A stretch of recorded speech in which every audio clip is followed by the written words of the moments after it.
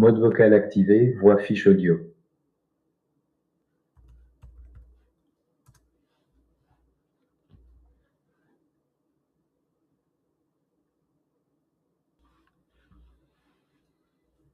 Bonjour Rodrigue, lundi 25 mai 2026, chapitre actif 2026, déploiement proposition valeur ASRC, avril, Doro, décembre 2000. Déployer SEO sur le terrain ASRC en tant que DSI et documenter chaque étape pour construire l'autorité organique de l'offre. Phase actuelle, 4 exécutions SEO, 19 mai 30 juin 2026. Intention, transformer la légitimité du copy 18 mai en preuve terrain réel sur 5 modules en parallèle. Vague de status, inbox, 2 items. Activité 24 heures, 15 notes modifiées. Sync, OK, clean, à jour. Mémoire dernière session. Trilogie d'ouverture, SEO tournée hier. E03 plus support, ce 5, à partir de 2 prises de 28. E05, 16 juin, pivot stratégique, support CA acté avec Christelle. Vidéo DSI et SMS deviennent le support CA via Tela TV. Validation pré-publication, puis YouTube privé Workflow Upmeet, Toro Inbox Christelle.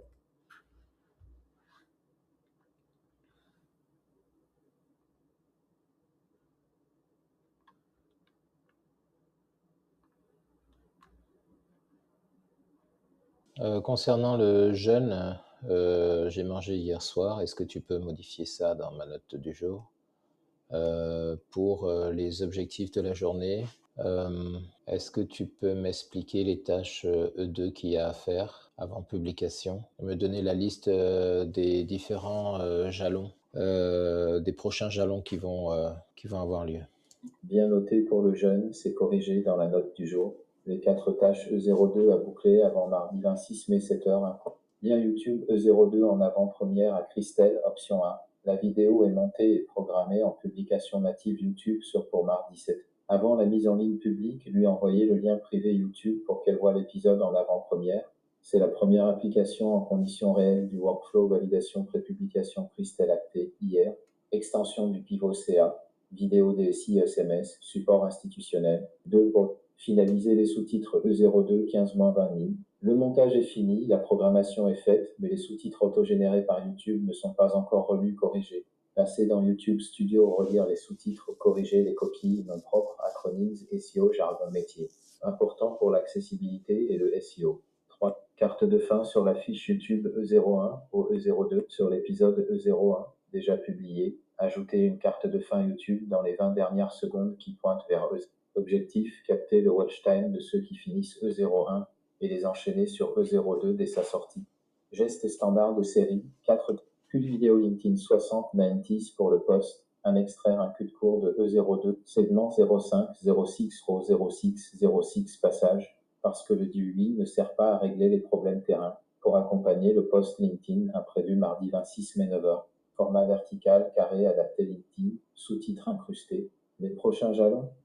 Cette semaine, W22, mardi 26 mai 7h, publication des 02, DSI EMS Plus, post LinkedIn 1 à 9h. Mardi 26 mai, Promo Poligné, novembre Réjeanne du Tilleux, Plot manœuvre technique, Dixit Bonnétable, Silé. Plot réunion plénière, encadrant, Christelle, costume, jalon 1, dimanche 31 mai, J6 jours calendaire, A1 si c'est délivré, c'est-à-dire coffre personnel, direction en usage effectif, coffre ASRC en service avec début de structuration, commande d'automatisation en place, notamment D4, première session formation, Christelle initialisée, D2, acquisition de licence, Super Whisper, déploiement amorcé post-prioritaire, D3, liste des tags. Ok, concernant le lien vidéo YouTube, il a été envoyé à Christelle hier soir, donc tu peux valider cette tâche.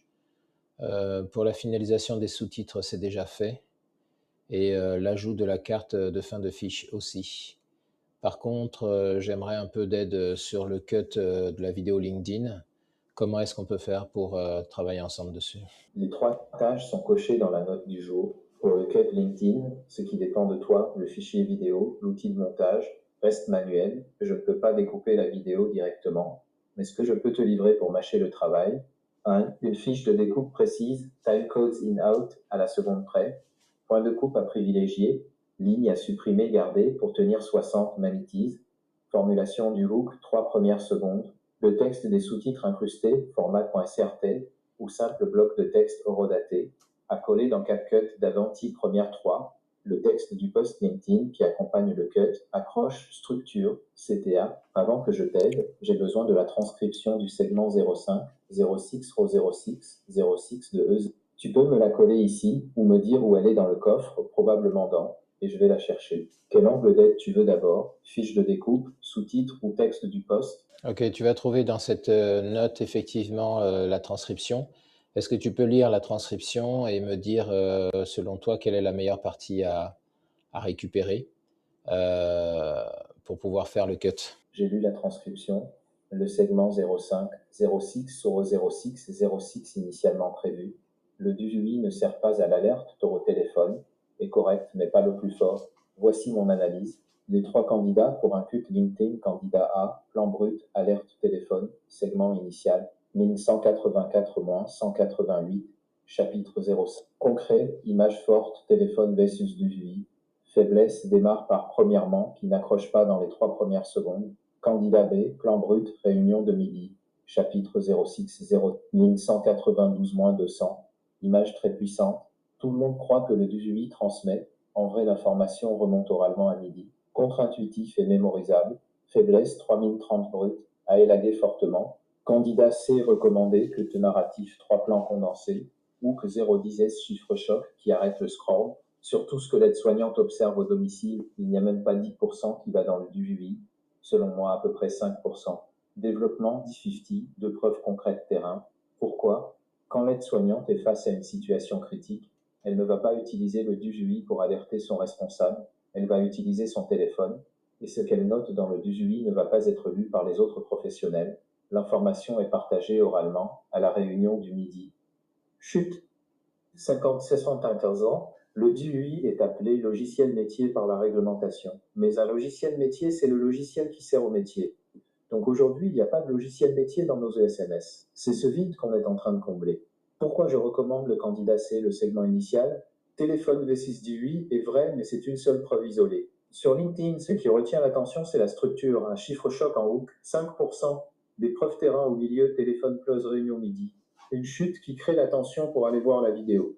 Le candidat C demande un peu plus de montage, 3 cuts à raccorder, mais convertit beaucoup mieux. Si tu veux rester... Je suis d'accord avec toi pour le candidat C. Vas-y, rédige-moi les timecodes exacts que je dois découper et le test des sous-titres incrustés mot par mot. Fiche de découpe, 3 cuts master source, E02 sur Tela ou fichier exporté, repère par chapitre YouTube, C1 ou Coriam 12S, source, chapitre 04, 40-05, 06. Le DUI ne collecte que 5%. Phrase exacte à isoler, sous-extrait à l'intérieur du chapitre. Il n'y a qu'une seule fraction infime de ce que c'est l'aide-soignante qui va aller dans le dossier usager informatisé. Ok, rédige aussi le texte brut du post LinkedIn et qui accompagne ce cut. Où est-ce que tu vas me mettre cette fiche de publication pour le cut? Tout est consolidé dans la note existante, où c'est rangé. Fissure. Cette note existait déjà avec un pattern hérité de E01, texte des 2 postes consignes opérationnelles, pleumétriques. Je l'ai enrichi avec paragraphe cut vidéo, spécification, mise à jour pour pointer sur le candidat ces paragraphes fiches de découpe, 3 cuts, nouveau, timecodes exacts, phrases à isoler mot à mot, instructions de localisation pour chacun des 4 cuts, ce E, E1, 2A, 2B, 3, paragraphe. Sous-titres incrustés, fichier.srt, nouveau, bloc.srt complet de 15 entrées, prêt à copier dans un fichier à côté. Ok, j'étais en train de me dire que peut-être que tu pourrais prendre la main directement sur Tela et faire les cuts en fait toi-même et me créer ce cut. J'ai vu qu'il y avait un MCP qui existait pour Tela. Je t'ai mis le lien en début de chat là. Est-ce que tu peux consulter la doc que tu vas trouver présente là sur le MCP et me dire si tu penses que c'est faisable que tu te connectes et que tu puisses directement faire des éditions à l'intérieur de mon workspace Tela, comme par exemple ce cut pour la vidéo. À partir de la vidéo que j'ai publiée. J'aimerais savoir si c'était possible à réaliser. Donc, connecte-toi, analyse toute la documentation API et MCP, et puis ensuite On va établir ensemble un plan éventuellement pour pouvoir te donner la main afin que tu puisses réaliser ce type de cut pour LinkedIn. J'ai lu la doc complète. Voici mon analyse honnête de la faisabilité. Verdict oui faisable à 80%, limite à connaître. Ce que je peux faire directement dans Tela, excellent. Identifier la vidéo E02 par titre, durée, via plus découper précisément au mot près via. Je donne les indices de mots exacts dans la transcription.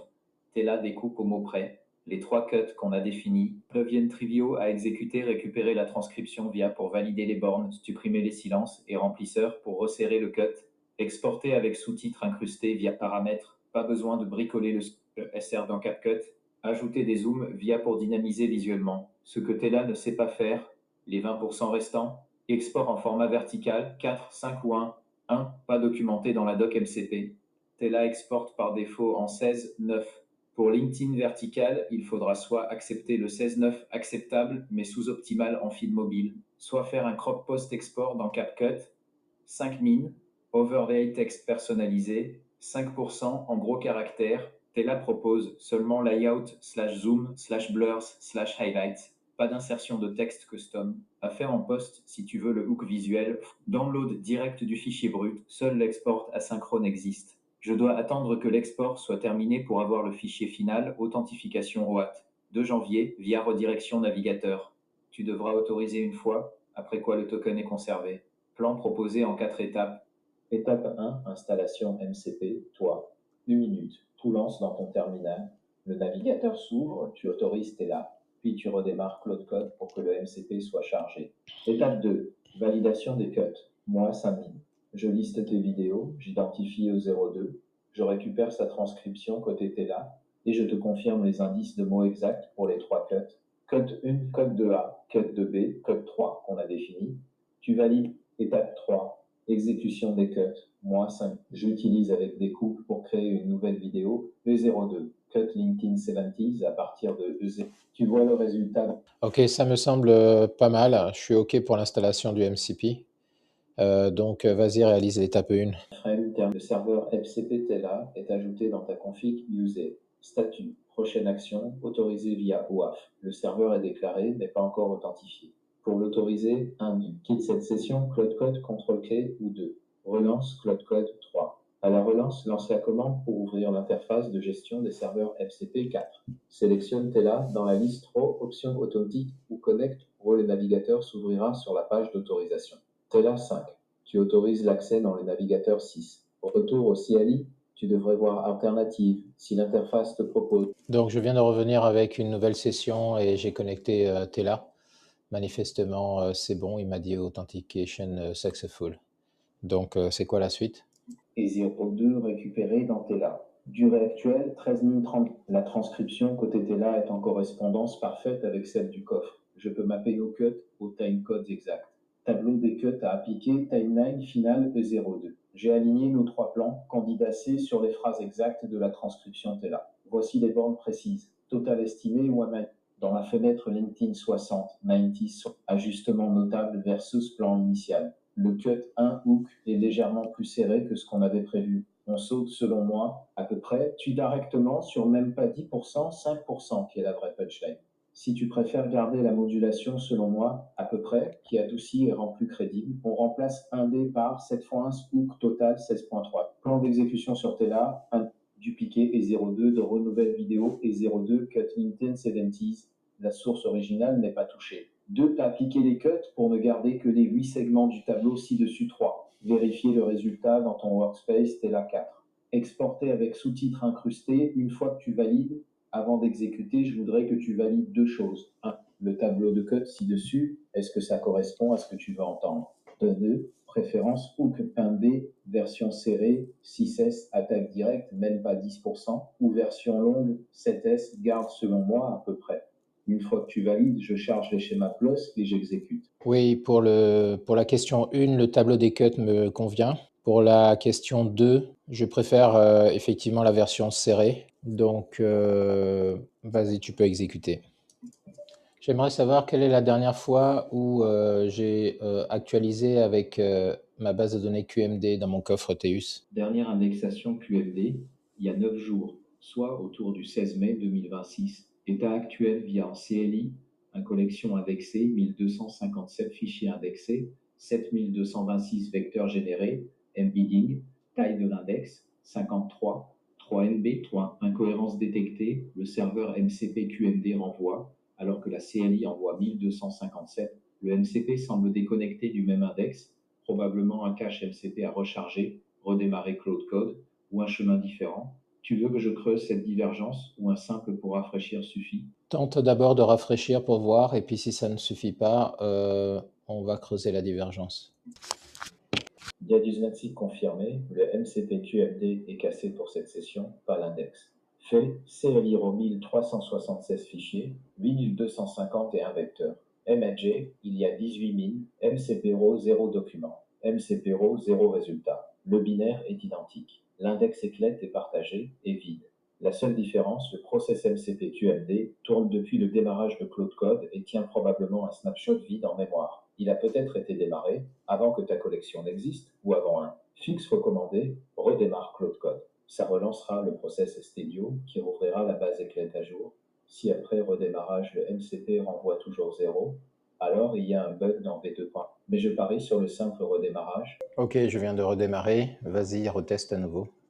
Le Qt est créé sur tel un résultat vidéo dupliqué, URL de prévisualisation, sarkatra sur l'upreseke par TV, F, zipcmp cosimaf 00G345DWF, botfusi, view, durée finale obtenue, 7 juin 75 secondes, crève cible 60-90, estimation initiale mal 70, pile dans la fenêtre, ce qui s'est passé est 02 original non touché, toujours sur copie créée avec 8 ranges de mots supprimés via sur 2906 mots du source, 187 mots gardés, correspondant exactement à nos 7 segments du candidat. C'était là, a fait la conversion mot-noremes automatiquement.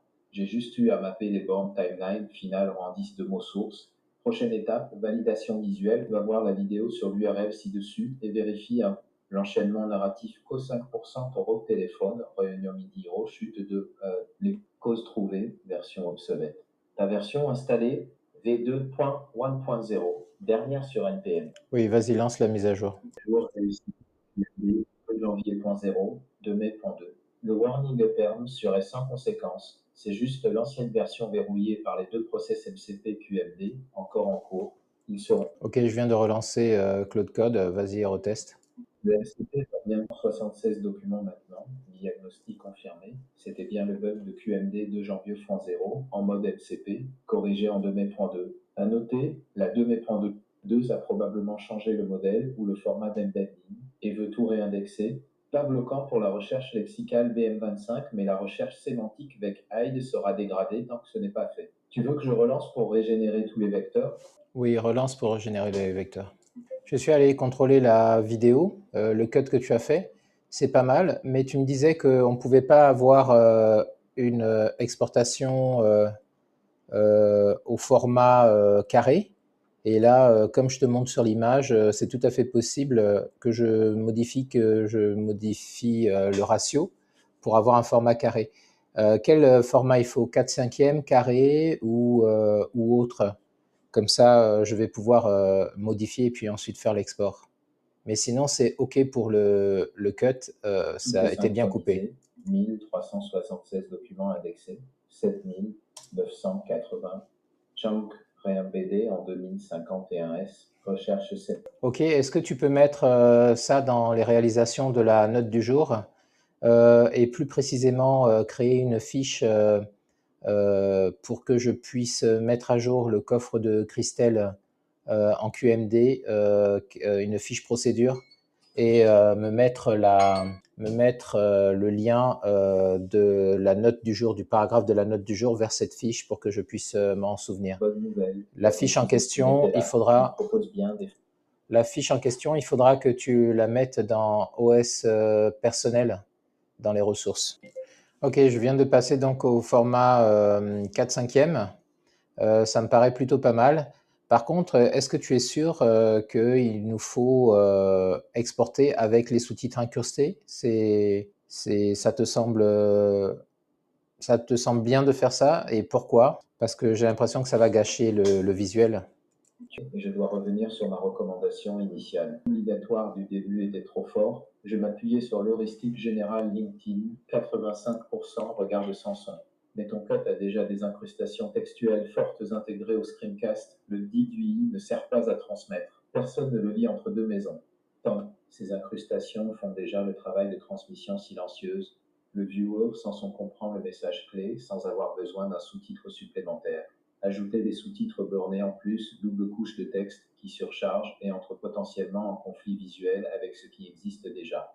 Les trois stratégies réelles, ma recommandation révisée pour ce put, option B, exporter sans sous-titres bornés, fait. Récap, fiche procédure créée, couvre, premier setup, collection, index, embed, maintenance. C'est OK pour moi pour la note procédure que tu as faite, mais est-ce que tu peux me faire une sorte de prompt que je pourrais, dans la note procédure, que je pourrais copier-coller dans le Claude Code du coffre de Christelle afin qu'il puisse réaliser l'installation, la première installation, parce qu'il n'y a pas déjà, QMD n'existe pas sur son coffre actuel. Donc, ça permettra automatiquement, grâce à ce prompt, de donner à Claude Code toutes les consignes pour qu'il puisse installer QMD. Et puis un deuxième prompt, si QMD existe déjà, que je puisse copier-coller pour qu'il puisse mettre à jour la version de QMD existante.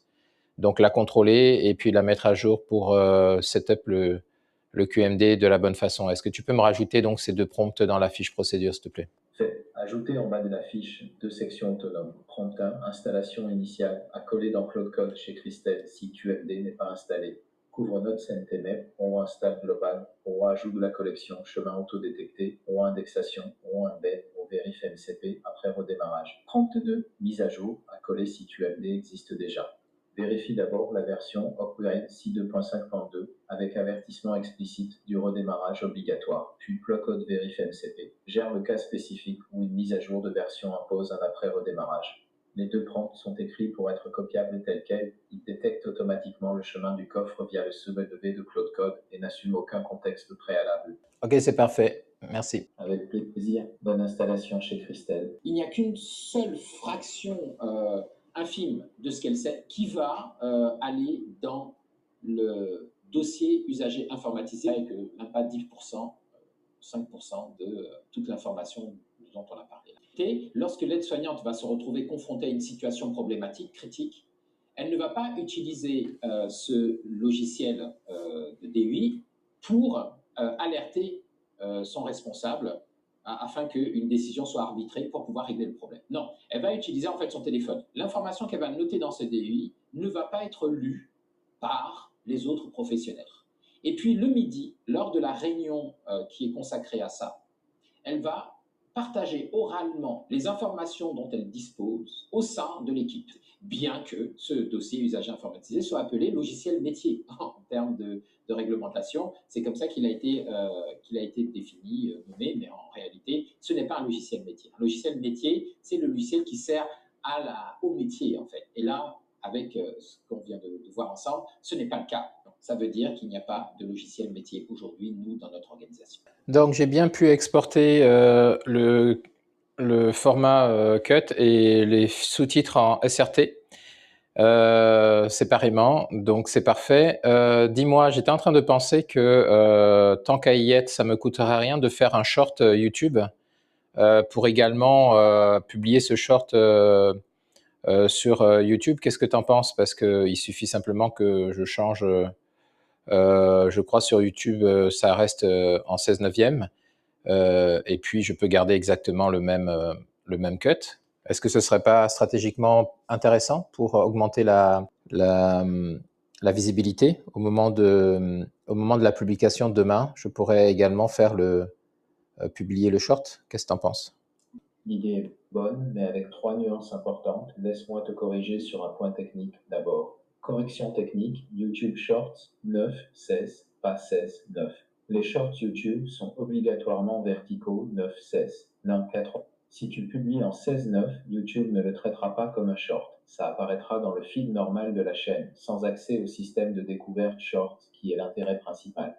Donc, pour faire un vrai short, il faut re-exporter en 9, 16 dans Tela, 2 minutes, changer le ratio, réajuster le layout si nécessaire, retélécharger. Bonne nouvelle accessoire, la durée max des shorts est 3 minutes depuis fin 2024, donc nos 72.6 passent sans problème. Des vrais arbitrages. Pourquoi c'est intéressant? Réutilisation de matière à coût marginal nul, juste le re-export. Système de découverte, short massif au canal d'acquisition complémentaire à LinkedIn. Active ta chaîne DSI USMS aux yeux de l'algo, signal positif, cible naturellement les soignants et étudiants curieux que LinkedIn ne touche pas. Les 3 risques à gérer, cannibalisation de la vidéo longue E02 qui sort demain mardi 7h. Si le short sort en même temps avec le même contenu, le viewer qui voit le short n'a plus de raison de cliquer sur la vidéo longue. Solution, décaler le short à mardi soir ou mercredi matin pour qu'il amplifie au lieu de concurrencer.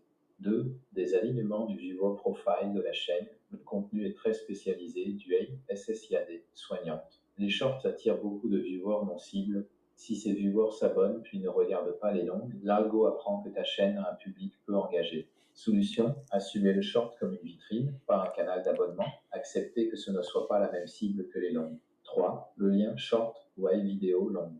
YouTube permet d'attacher un short à une vidéo longue feature validée de vidéo. C'est crucial pour transformer le short en canal d'acquisition pour E0.